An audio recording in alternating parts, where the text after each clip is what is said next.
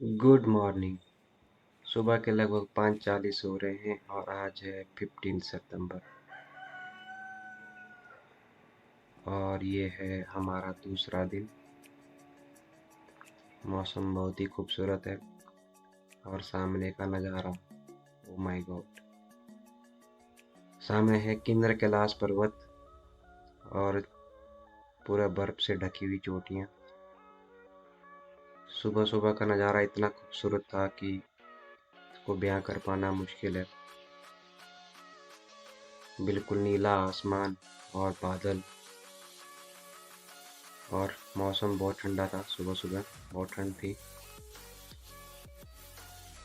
आज हमारा जैसे कि ट्रिप का दूसरा दिन था तो हम सुबह जल्दी उठ गए थे और हमारे होस्ट जो थे, हम जिस होम स्टे में रुके हुए थे, वो हमारे लिए सुबह सुबह चाय वाय का इंतज़ाम किया उन्होंने, और साथ में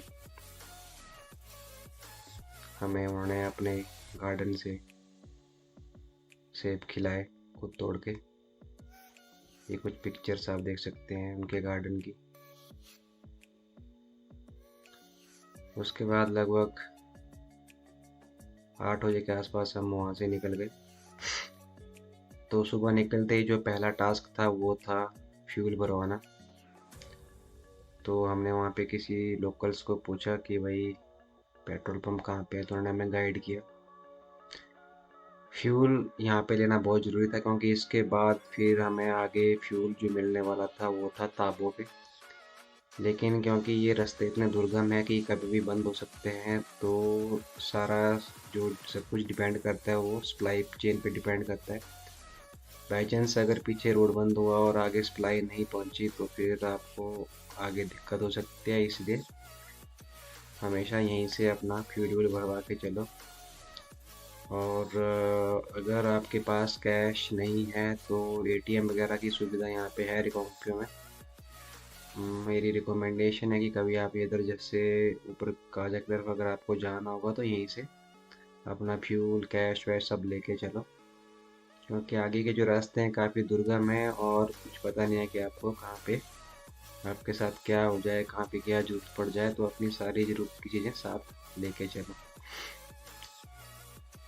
then after getting guidance from the local guys here, so we headed toward the fuel station and we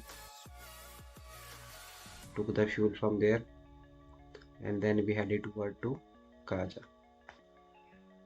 रास्ते में वादियाँ, नज़ारे इतने खूबसूरत थे कि हर मोड़ पे एक नया नज़ारा था। तो यहाँ के लिए तो मतलब जितने दिन उतने कम है।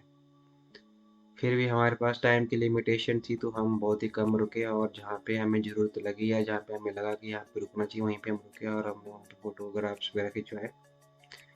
रोड्स बहुत ही मज़ेदार थे, बहुत ही अमेजिंग थे। थैंक्स टू बीआरओ, उन्होंने इतने अच्छे रोड बना रखे हैं इस एरियाज़ में। इतने दुर्गम और इतने कठिनाइयों का सामना करते हुए भी हमने एक्सपेक्ट नहीं किया था कि यहाँ पे इतने अच्छे रोड्स होंगे, लेकिन यहाँ पे इतने अच्छे रोड्स हैं कि जितने की बाकी अदर पार्ट्स ऑफ हिमाचल में नहीं है कहीं पे भी। और रोड की कंस्ट्रक्शन आप देख सकते हो कैसे वहाँ पे कितनी कठिनाइयों से रोड कंस्ट्रक्ट किया गया। ये देखिए सामने कितना मतलब पहाड़ काट काट के उन्होंने रोड बना रखे हैं। नीचे को बिल्कुल गहरी है, नीचे सतलुज नदी बह रही है और ऊपर से पहाड़ काट के बिल्कुल देखिए कितना अद्भुत नज़ारा था। ये मेरा पहला एक्सपीरियंस था कि इस तरह का या इस साइड जो था हिमाचल के, मतलब इस पार्ट में मैं पहली बार गया था। तो मेरे लिए भी ये ऐसी सिचुएशन यहाँ पे थी कि मतलब हर मोड़ मोड़ पे रुकने को जी कर रहा था कि यहाँ पे रुके वहाँ पे रुके। नज़ारे इतने अद्भुत और ये रोड्स इतने अमेजिंग, पूछो मत। जी करता है कि फिर से यहाँ पे एक बार होके आए। मेरी रिकमेंडेशन है कि ज़िंदगी में हर बंदे को एक बार तो इस जगह जाना चाहिए। ये जगह इतनी खूबसूरत है कि मतलब इसको जो अपनी आंखों से देख सकता है वो कैमरे में रिकॉर्ड करना मुश्किल नहीं था। उसके बाद कुछ आगे चल के हम यहाँ पे एक जगह रुके। यहाँ पे नीचे सतलुज नदी बह रही थी और नदी का करंट इतना ज़बरदस्त था कि पूछो मत। और बिल्कुल बर्फीला पानी, और सामने ऊपर पहाड़, बर्फ के ढके हुए पहाड़ थे।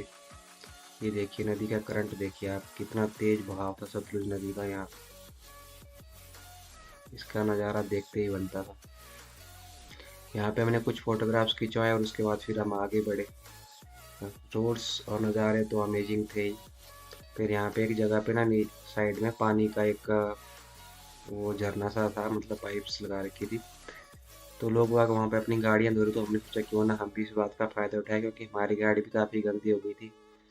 धूल मिट्टी कीचड़ से सने रास्तों से हम आ रहे थे, तो हमारी गाड़ी भी इतनी गंदी हो गई थी कि उसको हमने यहाँ पे फिर धोया और साफ़ किया। उसके बाद फिर हम यहाँ से थोड़ा आगे बढ़े। पानी बहुत ठंडा था यहाँ पे। हम गाड़ी धोते टाइम थोड़ा सा भीग गए थे, तो बहुत ठंड लग रही थी। उसके बाद थोड़ा आगे बढ़े तो धूप बहुत तेज़ थी, लेकिन हालांकि हवाएं ठंडी थी, लेकिन धूप काफ़ी तेज़ थी, जो कि काफ़ी शरीर में लग रही थी और काफ़ी चुभ भी रही थी, जिससे से हमको काफ़ी हद तक सनबर्न भी हो गया था। लेकिन कोई नहीं, नज़ारे जब आप किसी खूबसूरत जगह पे जाते हैं तो उसके प्रोस एंड कॉन्स तो होते ही हैं। जो जगह जितनी खूबसूरत उतनी ही खतरनाक भी होती है। यहाँ पे आगे एक छोटी सी चेक पोस्ट थी, लेकिन वहाँ पे कोई हमें मिला नहीं। ऐसे मतलब वैसे हमारे तो एचपी नंबर की गाड़ी थी, तो हमें किसी ने रास्ते में नहीं रोका। हालांकि जो अदर स्टेट से जो लोग आ रहे थे, टूरिस्ट आ रहे थे, उनको सिर्फ वहाँ पे एंट्री कराने के लिए रोका जा रहा था कि अब जैसे कहाँ से आ रहे हैं, कहाँ जा रहे हैं। इनसे ज़्यादा परेशान यहाँ पे पुलिस नहीं करती है।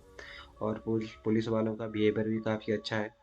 बहुत प्यार से आपसे बात करते हैं, और हमें भी चाहिए कि हम भी उनसे अच्छे से कोऑपरेट करें। जो इन्फॉर्मेशन वो मांग रहे हैं उनको हम प्रोवाइड करें, क्योंकि उनकी ड्यूटी है और हमारी भी ड्यूटी बनती है, क्योंकि ये जो एरियाज़ हैं ये सीमावर्ती एरियाज हैं। यहाँ पे चाइना बॉर्डर लगता है, तो यहाँ पे कुछ भी ऐसी एक्टिविटीज़ हो सकती हैं। इसलिए हमारा फ़र्ज़ बनता है कि हम अपनी डिटेल्स यहाँ पे करेक्ट प्रोवाइड करें। और बाकी नज़ारे तो आप इंजॉय कर ही रहे हैं, बहुत खूबसूरत नज़ारे थे।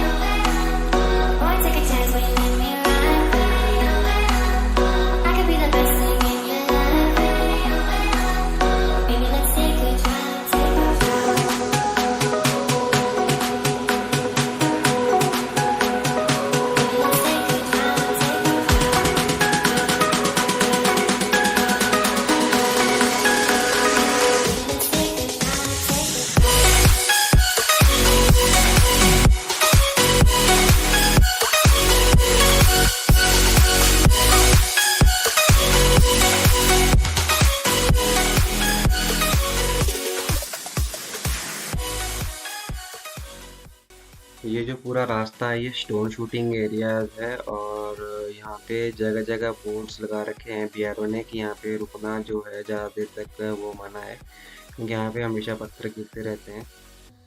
बट फिर भी हम यहाँ पे कुछ देर रुके थे, और यहाँ पे रुक के हमने कुछ फोटोग्राफ्स वगैरह खींची, क्योंकि नज़ारे इतने अच्छे हैं कि आपको इतना रिस्क तो लेना ही पड़ेगा कि भाई अगर आपको अपनी मेमोरीज कैप्चर करनी है तो फिर तो स्टोन शूटिंग हो या फिर कुछ भी हो, नज़ारे तो खूबसूरत हैं ही, और उसके सामने फिर आपको झुकना ही पड़ता है। तो बहुत ही खूबसूरत जगह थी ये, और सामने जो दिख रहा है आपको ऊपर वो पू पू है यहाँ का जगह का नाम। और जो पू का जो मेन जो भी मार्केट है वो साइड में रह जाती है, और हाईवे नीचे से निकल जाता है। मुझे लग रहा है कि शायद पू रास्ते में आएगा, लेकिन पू जो था वो साइड से निकल गया, हम उसके पू के हम पू जो था वो ऊपर रह गया और हम नीचे से निकल गए। ये पू अभी जो था टाइम लगभग 10 सवा 10 हो गए थे, और हमने सुबह जैसे कि ब्रेकफास्ट नहीं किया था तो उस टाइम तक हमें भूख भी लग गई थी। तो हम कोई ऐसी जगह देख रहे थे जहाँ पे कि रुकने को हमें सेफ लगे, और वहाँ पे हम कुछ अपना हम सारा कुकिंग वुकिंग का सामान साथ में लेके गए थे। तो हम सोच रहे थे आज कि हम खुद ही कुछ कुक करें और खुद ही कुछ बनाएं, क्योंकि ऐसी जगह पे अगर जा रहे हैं तो फिर ओपन एरिया में कुक करने का मज़ा ही कुछ और है। बट क्योंकि ये एरिया ऐसा है कि यहाँ पे मतलब लैंडस्लाइड और पत्थर वत्थर गिरते रहते हैं, तो हमें कोई ऐसी जगह मिल नहीं रही थी ढंग की सूटेबल जहाँ पे कि हम रुक सकें।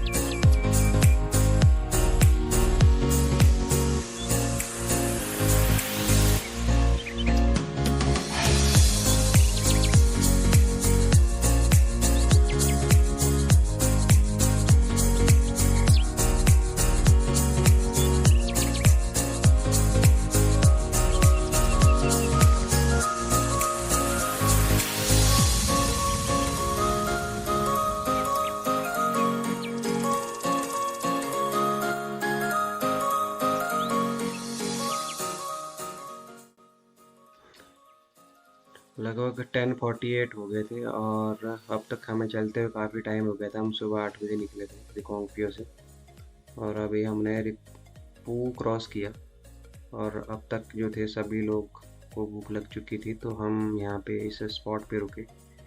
यहाँ पे हमें एक थोड़ी सी सेफ जगह दिखी और यहाँ पे हम रुके और हमने यहाँ पे अपने लिए कुछ कुक किया खाना। और यहाँ पे भी आज अभी नज़ारे थे जगह। ये हमारे प्रवेश कुमार भारद्वाज हमारे लिए खाना कुक करते हुए। थैंक्स टू प्रवेश, इन्होंने बहुत ही अच्छा खाना बनाया था उस दिन। वो टेस्ट मुझे हमेशा याद रहेगा। और यहाँ पे हमने खाना वाना बनाया।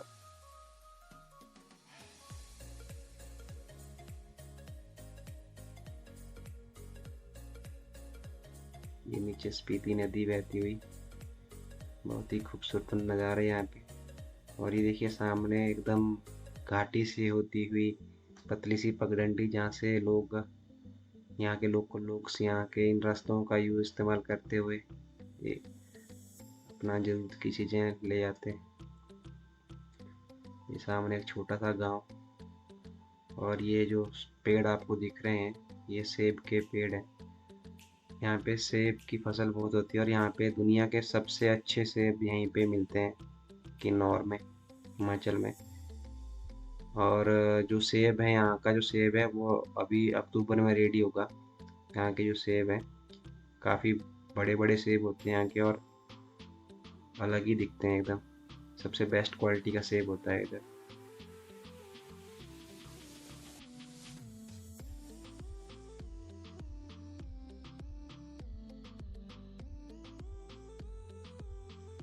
वैसे तो ये वीडियोस काफ़ी लंबी है, मेरे पास पूरे ट्रिप की टर्न बाय टर्न वीडियोस हैं, लेकिन इसको शॉर्ट और वो छोटा मतलब और एंटरटेनिंग बनाने के लिए, क्योंकि मैंने पूरी कोशिश करी है, वीडियोस को काफ़ी फास्ट फॉरवर्ड भी किया है, लेकिन फिर भी अभी मुझे लग रहा है कि मैंने आपको काफ़ी बोर किया होगा इस एपिसोड में। तो आपसे अब हम मिलते हैं नेक्स्ट एपिसोड में आपको और बोर करने के लिए। तब तक बाय बाय।